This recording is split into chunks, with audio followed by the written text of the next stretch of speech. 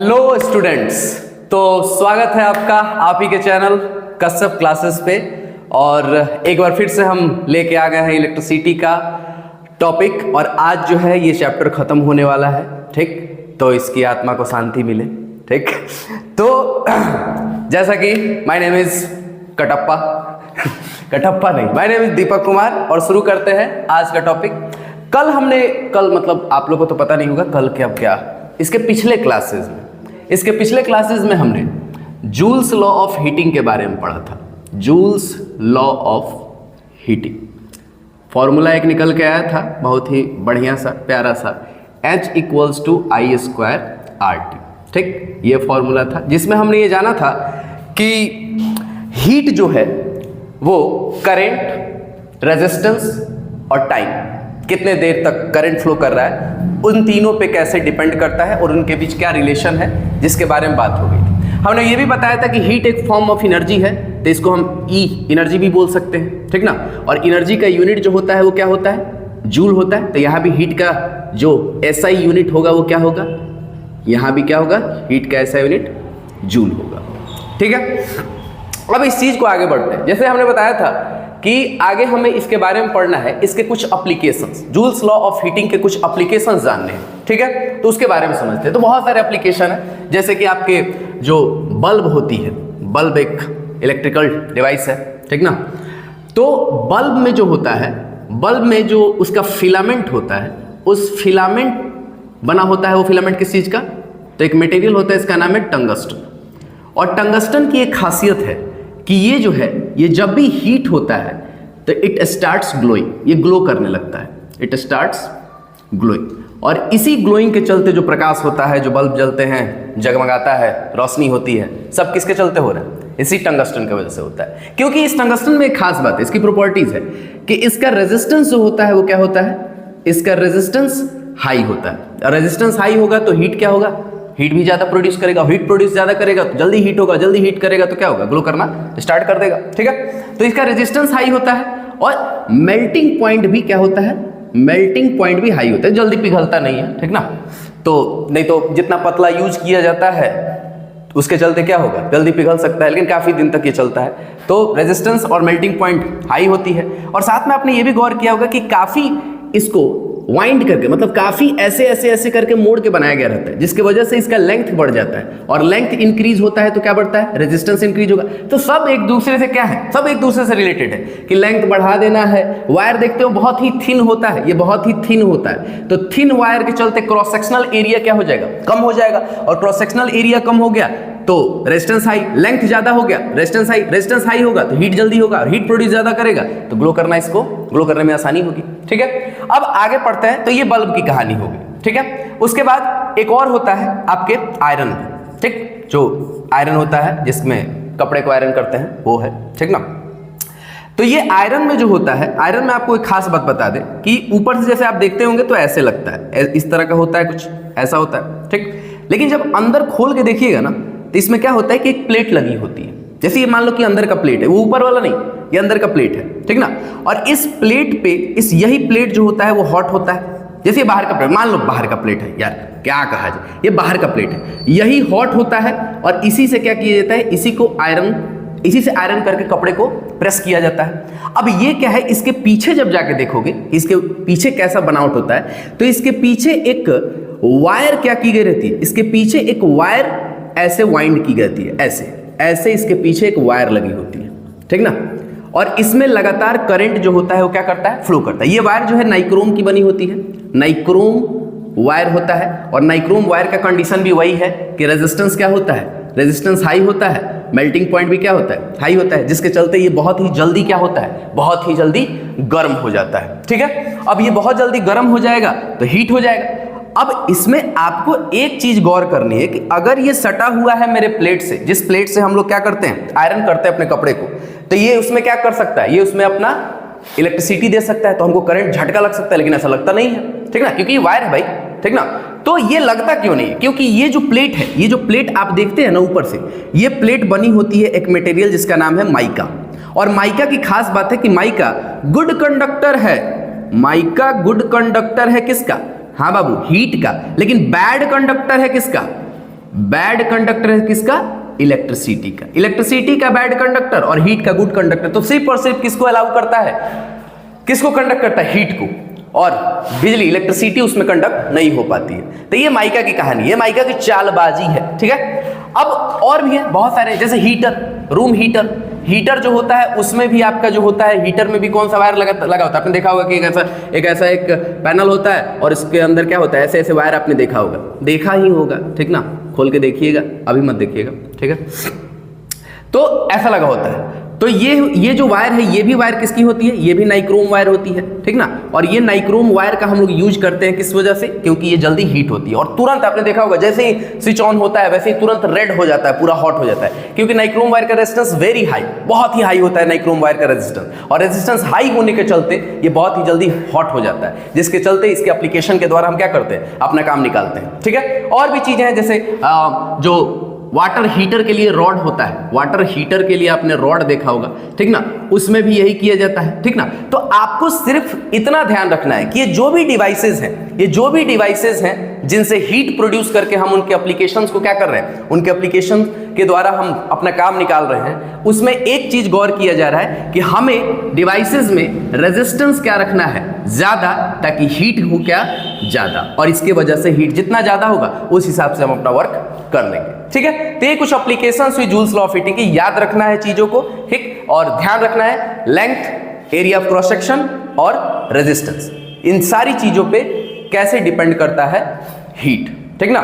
तो इतना ही कंसेप्ट था इसमें। अब आगे चलते हैं। एक बात बोली गई थी कि ये जो भी है वो क्या है? एनर्जी है। तो इसी का कंसेप्ट पढ़ना है, एनर्जी के बारे में हमें पढ़ना है, ठीक है। You can take screenshot, I am going to erase it. अब आगे समझते हैं इसके बारे में, ठीक है, कि अगला क्या पढ़ना है। हमें एनर्जी पढ़नी है, जो भी है, ये हीट है चाहे जो किसी भी तरह की एनर्जी, इलेक्ट्रिकल एनर्जी, उसके बारे में पढ़ना है। एनर्जी से पहले वाकिफ हुआ जाए, ठीक है। तो सबसे पहले चलते हैं एनर्जी पे। एनर्जी पे चलते हैं सबसे पहले, ठीक है। अब एनर्जी के बारे में बात करते हैं। सबको पता है, पता ना, तुम लोग को पता है कि नहीं, ठीक ना। एनर्जी क्या होती है? तो एनर्जी आमतौर पे देखा जाए तो वही गीता पिटा बचपन वाला, ठीक ना, कि it is the capacity, it is the ability to do work is called energy. हाँ ठीक है, यहाँ वही पढ़ना है, ठीक ना। यहाँ कोई बहुत ज़्यादा बड़ा चीज़ नहीं लेके चलना है कि एनर्जी ये होती है, वो होती है, इलेक्ट्रोमैग्नेटिक, ये सब नहीं जानना है, ठीक ना। यहाँ पे एनर्जी वही तुम लोग का बच्चा वाला कि capacity to do work. Denote कैसे करते हैं इसको? ई से, कैपिटल ई से डिनोट करते हैं किसी भी एनर्जी को, ठीक ना, कर सकते हैं। और एनर्जी है तो ऐसा यूनिट क्या होगा? जूल होगा, बिल्कुल। अब एनर्जी, कंसेप्ट एनर्जी नहीं है, कंसेप्ट जो है वो किसका है? कंसेप्ट है किसका? हाँ, कंसेप्ट है पावर का। पावर समझना है हमें, पावर क्या होता है, ये क्या है, क्वेश्चन मार्क, ठीक है, कि पावर क्या है। तो एक कहानी समझो, ठीक ना। हाँ, कहानी कि जैसे मान लो कि ये ए है, कोई आदमी मजदूर, और ये कौन है? ये बी है, ठीक है। दोनों ने दाल चावल खाया, मस्त, ठीक, पेट फुला के एनर्जेटिक हो गए। मान लो इसके अंदर कितना जूल एनर्जी आया? 100 जूल एनर्जी इसके अंदर भर गई। ये भी सेम खाना खाया, इसके अंदर भी कितनी एनर्जी भर गई? 100 जूल एनर्जी भर गई। दोनों गए काम के लिए, ए और बी दोनों। ए ने भी सेम काम किया, बी को भी वही काम मिला, बी को भी सेम काम मिला, एनर्जी दोनों में सेम थी। लेकिन अंतर कहाँ आया? अंतर यह है कि ए ने अपना पूरा काम कर लिया कितने देर में? सपोज मान लो 50 मिनट में। कितना देर में? 50 मिनट में काम कर लिया। और बी ने कितना देर में कर लिया? बी ने 25 मिनट में कर लिया। हाँ, बी ने 25 मिनट में कर लिया। अब देखना हो कि भाई उस पूरे काम के दौरान एनर्जी तो दोनों की 100 जूल ही खत्म हुई है, एनर्जी में कोई अंतर नहीं है, लेकिन टाइमिंग का अंतर है जी, टाइमिंग का अंतर है। तो अगर देखा जाए तो जल्दी काम किसने खत्म कर दिया? 25 मिनट ही में ही क्या हुआ? काम खत्म, बी का। इसका मतलब कि इसने जो अपनी एनर्जी स्पेंड की होगी, इतने जो अपनी एनर्जी क्या होगी, यूटिलाइज की होगी या फिर उस पर खर्च की होगी उस काम में, वो जल्दी की होगी। मतलब उनका टाइम जल्दी, समझ रहे हो जल्दी का मतलब कि जल्दी अपना पूरा एनर्जी क्या किया, यूटिलाइज किया या फिर अपना एनर्जी स्पेंड किया, जिसके चलते इसका काम जल्दी हो गया। तो इसमें देखा जाए तो इसका देखा जाएगा तो इसको कहा जाएगा कि इसका पावर जो है वो क्या है? इसका पावर जो है वो क्या है, ज्यादा है। क्योंकि पावर डिपेंड करता है किस पे, पावर डिपेंड करता है किस पे, टाइम पे। अगर एनर्जी टाइम अगर कम लग रहा है, टाइम अगर कम है तो पावर क्या होगा, पावर ज्यादा होगा। और इनका भी एनर्जी सेम था, 100 जूल ही था, लेकिन इनका पावर क्या है, कम है, क्योंकि इनमें टाइम क्या लगा, ज्यादा लगा। ठीक है, तो पावर का कॉन्सेप्ट ये है कि पावर क्या कहता है, द रेट ऑफ डूइंग, जैसे इसमें क्या था, काम करने की जो क्षमता होती है उसको क्या कहते हैं, एनर्जी। लेकिन पावर कहता है कि the rate of doing work, rate मतलब याद है ना, टाइम, हर चीज के नीचे टाइम लग जाता है जब रेट होता है तो। The rate of doing work, कि जो एनर्जी आप खर्च कर रहे हैं, जो एनर्जी से आप काम कर रहे हैं, वो एनर्जी पर यूनिट टाइम में आप उस कितनी एनर्जी क्या कर रहे हैं, वेस्ट या फिर प्रोड्यूस या फिर कंज्यूम या फिर रिलीज या फिर स्पेंड, बहुत हो गया। ठीक, तो यहां पे इसका मतलब होता है, पावर मतलब होता है energy per unit time. Yes, ठीक है, तो एनर्जी पर यूनिट टाइम को कहते हैं पावर। अब जैसे यहाँ पे पावर निकालना हो तो यहाँ पे बी का अगर पावर निकालेंगे तो एनर्जी कितनी थी, 100 ही थी, और टाइम कितना लगा, 25। तो यहाँ पे घटाएंगे तो कितना हो जाएगा, 4। वही अगर इसमें पावर निकालेंगे तो कितना हो जाएगा, एनर्जी बाई टी, एनर्जी तो इसमें भी कितनी थी, 100 जूल, और टाइम कितना लगा, 50। इसमें घटाएंगे तो कितना आ जाएगा, 2। अब बात रही सर यूनिट, अरे यूनिट बता दे रहे, पहले ये देखो, इसका पावर कितना है, 4, इसका पावर कितना है, 2। पावर ज्यादा किसका है, बी का, क्योंकि टाइम क्या लिया इसने, कम लिया। हाँ, और यूनिट की बात रही तो भाई एनर्जी पर यूनिट टाइम मतलब जूल पर सेकंड, अरे एनर्जी का जूल और पर यूनिट टाइम मतलब पर सेकंड, पर सेकंड में कितनी एनर्जी खर्च हुई, दैट इज पावर। हाँ, इसमें क्या होगा, इसमें भी क्या होगा, जूल पर सेकंड। तो सिंपल याद रखना है कि पावर का मतलब एनर्जी, लेकिन कौन सी एनर्जी, पर यूनिट टाइम में खर्च की गई एनर्जी को कहेंगे क्या, पावर। यूनिट टाइम में जैसे होता है ना कि स्पीड को लोग पूछते हैं, स्पीड क्या है, स्पीड डिस्टेंस है। हाँ, स्पीड क्या है, डिस्टेंस है, लेकिन कौन सा डिस्टेंस है, पर यूनिट टाइम में कवर किया गया डिस्टेंस। ठीक है, तो ये हो गया पावर का। यूनिट भी आप जान गए, यूनिट क्या मिला हमें, जूल पर सेकंड। बस हमेशा की तरह ये एसआई यूनिट नहीं है, पावर का ऐसा यूनिट जो होता है वो क्या होता है, वाट होता है, वाट। हाँ, डब्लू, वाट। ठीक है, तो अच्छा ये स्मॉल डब्लू नहीं होता है, हाँ, कैपिटल डब्लू होता है। ठीक है, तो ये वाट होता है, इसका ऐसा यूनिट क्या होता है, वाट। अच्छा, वैसे एक बात बता दें कि पावर का बथेरे फॉर्मूले हैं, बहुत ज्यादा फॉर्मूले हैं। हाँ, दिखाते ये हो गया होगा। ठीक है, पावर का देखो, पावर का क्या घुमावदार काम किया जाएगा, पावर को एकदम घुमा कर फेंका जाएगा। ठीक ना, पावर का देखो, पावर का फॉर्मूला इतना निकल के आ जाएगा कि क्या कहें हम। एक याद होगा तुम लोग को पोटेंशियल डिफरेंस, ओ भी वाला फॉर्मूला, कि पोटेंशियल भी बराबर एक फॉर्मूला था W/Q, या था work done on unit positive charge to bring from one point to another point is called potential difference. याद होगा, हाँ याद होगा। ठीक है, नहीं सर, हाँ याद होगा। ठीक है, याद है, मान लो याद है। ठीक है, ये भी क्या था, वर्क था।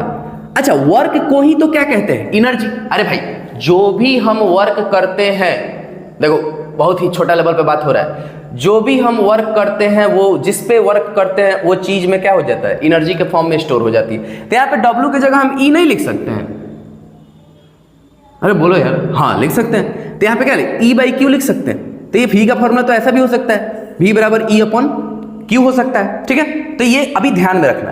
तो पहला हमें फॉर्मूला क्या मिला है, पहला हमें फॉर्मूला क्या मिला है बाबू, पहला फॉर्मूला मिला हमें एक बढ़िया सा प्यारा सा डेफिनेशन वाला फॉर्मूला। डेफिनेशन से हमें फॉर्मूला मिला है कि P बराबर E/T, एक साधारण सा फॉर्मूला, P बराबर E/T। अगर हम और ज्यादा फॉर्मूले की बात करें, मतलब और फॉर्मूला निकालने की कोशिश करें अगर, तो चलो निकालते हैं। ठीक ना, जैसे मान लो कि यहां से ये तो हो गया, ये तो स्टार मार्क कर लो, ये हो गया। अब यहां से अगर चेक करें तो यहां से देखो E बराबर क्या हो लिख सकते हैं, E बराबर क्या लिख सकते हैं, VQ लिख सकते हैं। हाँ, E छोड़ दिए, Q मल्टीप्लाई में चला, E बराबर VQ।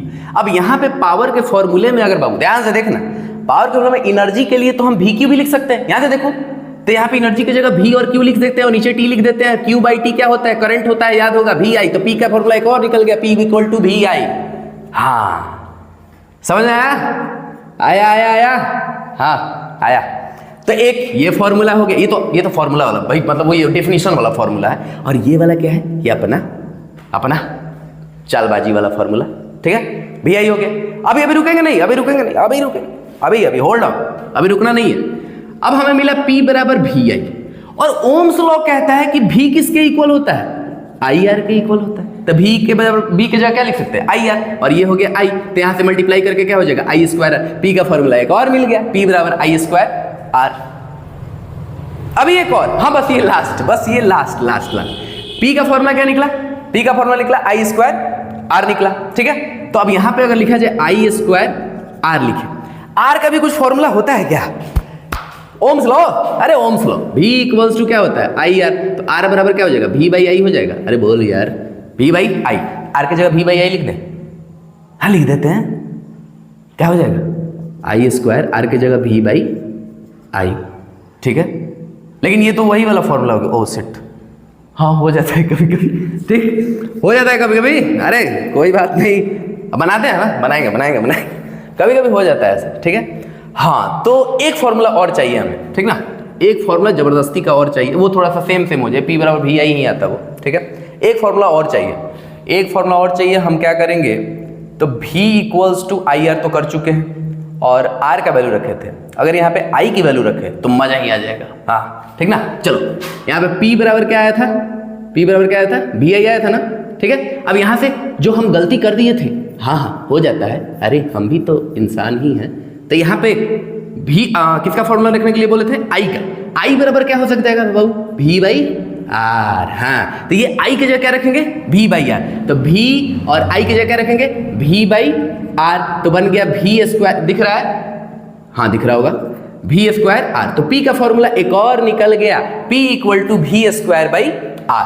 तो 1 2 3 4 5 नहीं सॉरी नहीं गाना नहीं गा रहा है, ठीक है, ये मिटा सकते हैं, ठीक है, गुड।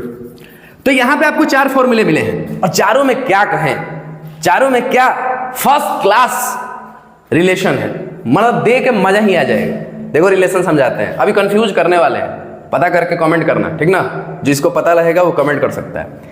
यहां पे जरा ध्यान दो, P और R का रिलेशन क्या है, डायरेक्टली, हाँ सीधे सीधे दिख रहा है, और यहां पे क्या है, इनवर्सली। अरे कंफ्यूज कर रहे हैं, वो उसका रीजन है, बताएंगे, हम ही बताएंगे, ठीक ना, उसका रीजन है। लेकिन यहाँ पे ध्यान से देखो, इस फॉर्मूले में अच्छा कोई गलती तो नहीं कि भाई हमने जो फॉर्मूला भाई बन सकता था हमने बनाया, इसके बाद अब नहीं बन सकता तो हम रुक गए, ठीक ना, कि P यहाँ डायरेक्टली प्रोपोर्शनल रेजिस्टेंस के, और यहाँ P इनवर्सली प्रोपोर्शनल रेजिस्टेंस के। कैसे, एक चीज के कभी डायरेक्टली प्रोपोर्शनल और कभी इनवर्सली प्रोपोर्शनल कैसे हो सकती है, सवाल कीजिए खुद से, और पता चले तो कमेंट में डालिए, कमेंट बॉक्स में डालिए, ठीक ना, अपने टीचर से, अपने जो भी स्कूल टीचर से उनके पूछ सकते हैं, ठीक है। तो इसका रीजन आप जान के बता सकते हैं, हमें फॉर्मूले याद रखने हैं। अच्छा अब देखो ना, थोड़ा सा खेलते हैं, ठीक ना, जैसे यहाँ पे पावर का यूनिट क्या हो जाएगा, यूनिट के साथ खूब खेलना है, पावर का यूनिट क्या हो जाएगा, V का वोल्ट, और I का क्या होता है, एम्पियर, वोल्ट एम्पियर, छोटा में लिखते हैं वोल्ट एम्पियर, ये इसका यूनिट हो जाएगा, वोल्ट एम्पियर। यहाँ पे देखो, यहाँ पे P का फॉर्मूला क्या है, आई स्क्वायर आर, करंट के लिए एम्पियर का स्क्वायर और रेजिस्टेंस के लिए ओम, एम्पियर का स्क्वायर ओम या ओम एम्पियर का स्क्वायर। और यहाँ पे देखो, यहाँ पे जो है V का क्या हो जाएगा, वोल्ट का स्क्वायर और रेजिस्टेंस का पर ओम, वोल्ट स्क्वायर पर ओम। तो जितने मर्जी उतने ऑब्जेक्टिव्स में, हाँ ऑप्शंस में आपको ऑप्शन दिए रहते हैं कि भाई पावर का इसमें से कौन सा यूनिट नहीं है, हाँ तो आपको उसमें ध्यान देना है, उसमें गौर करना है, समझना है कि हमने जो फॉर्मूले जाने हैं उसके हिसाब से कितने डिफरेंट तरह के यूनिट बन सकते हैं, ठीक है। वैसे SI यूनिट तो कौन है, what is the SI unit of power, what होता है, ठीक ना, ठीक।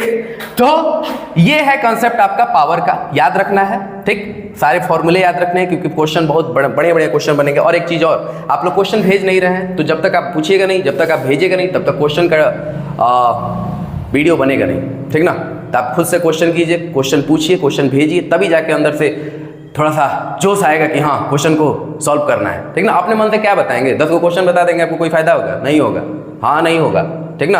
आपका जो डाउट है वो वाले क्वेश्चन भेजिए, तब मजा आएगा आपको पढ़ने में, ठीक ना, जो भी देख रहे हैं, ठीक ना। तो ध्यान रखना है। अब आगे चलते हैं, कुछ पावर के और एनर्जी के कुछ और भी कंसेप्ट है, ठीक है, लेट्स गो।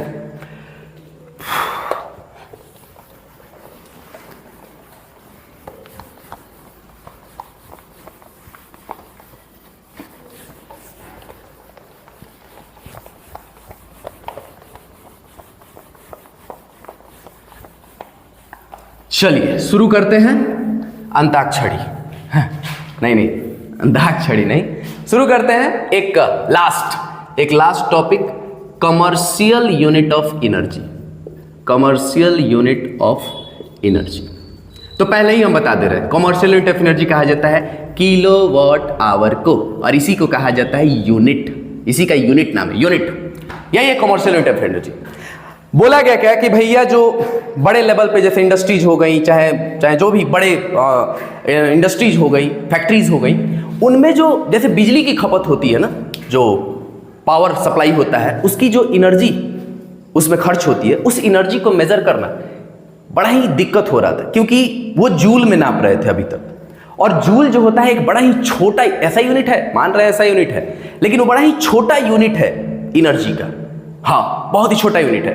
जैसे अब आपका घर पूछा जाए कितने गांव कितना किलोमीटर है, तब क्या कहिएगा? 5,70,080 सेंटीमीटर, नहीं ना, अरे आप किलोमीटर में बताइएगा। बहुत सारी चीजों को जोड़ के, मतलब छोटे छोटे यूनिट को जोड़ के, और 1 किलोमीटर बन गया। 1000 मीटर बराबर 1 किलोमीटर, अब बताना आसान हो गया। उसी तरह बहुत ज्यादा मात्रा की एनर्जी को मेजर करने के लिए हमने क्या किया, कमर्शियल यूनिट ऑफ एनर्जी बनाया, जिसको बोलते हैं किलोवाट आवर। जैसे पहले फॉर्मूला पे चलते हैं। पावर का फॉर्मूला अभी हमने देखा E/T, तो यहां से एनर्जी का फॉर्मूला क्या हो जाएगा? Power into T.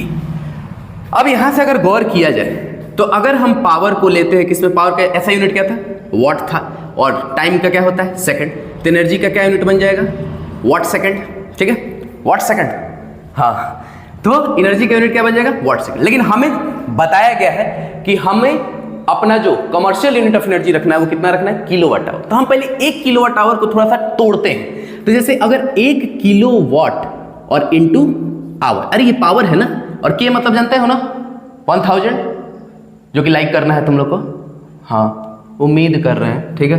1 किलोवाट और ये आवर, तो ये टाइम हो गया और ये क्या हो गया? ये पावर हो गया, ठीक है। तो 1 किलोवाट, अब इसको अगर वाट बनाए, मतलब छोटा पॉइंट बनाए, तो के को हटा के हम यहाँ पे 1000 वाट लिख सकते हैं, हाँ बिल्कुल। और यहाँ पे आवर को अगर मिनट में बदले तो 1 आवर, यहाँ पे कितना है? 1 आवर है, तो यहाँ पे अगर आवर को मिनट में बदले तो कितना हो जाएगा? 60, और मिनट को फिर सेकंड में बदले, क्योंकि ऐसा यूनिट जो होता है टाइम का वो क्या होता है? सेकंड। तो 60 में फिर 60 से क्या करना पड़ेगा? मल्टीप्लाई करना पड़ेगा, ठीक। तो ये हो जाएगा सेकंड। अब सबको इंटू करें तो कितना हो जाएगा? 6 6 जा 36, और 3 0 4 0 5 0, कितना जीरो? 1 2 3 4 5, और वाट सेकंड। क्लियर है? और वाट सेकंड हो गया।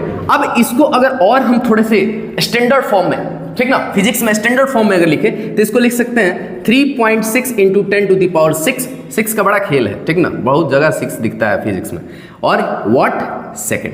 और ये सारी चीजें किसकी आ रही है? ये किसकी आ रही है? 1 किलोवाट आवर के बराबर आया इतना वाट सेकंड।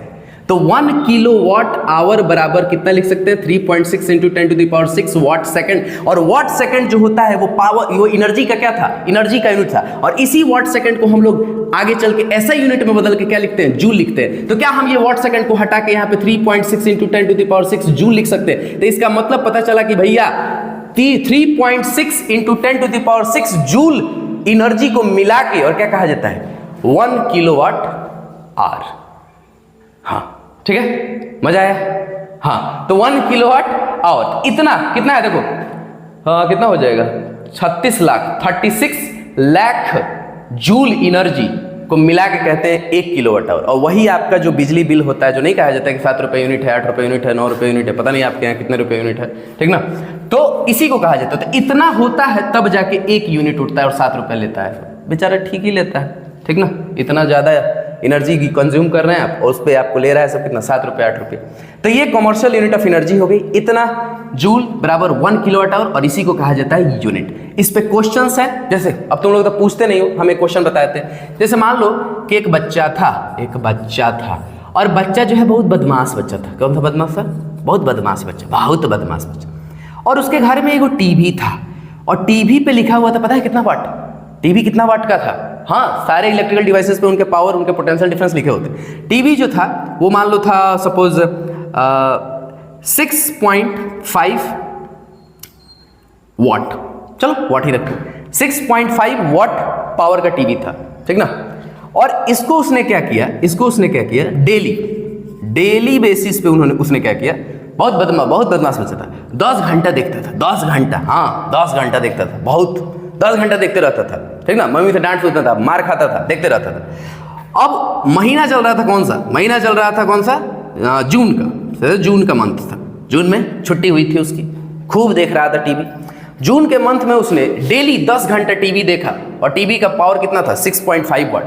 तो बताइए कितना बिजली बिल उठेगा उसके इस बदमाशी के कारण, कितना बिजली बिल देना पड़ेगा।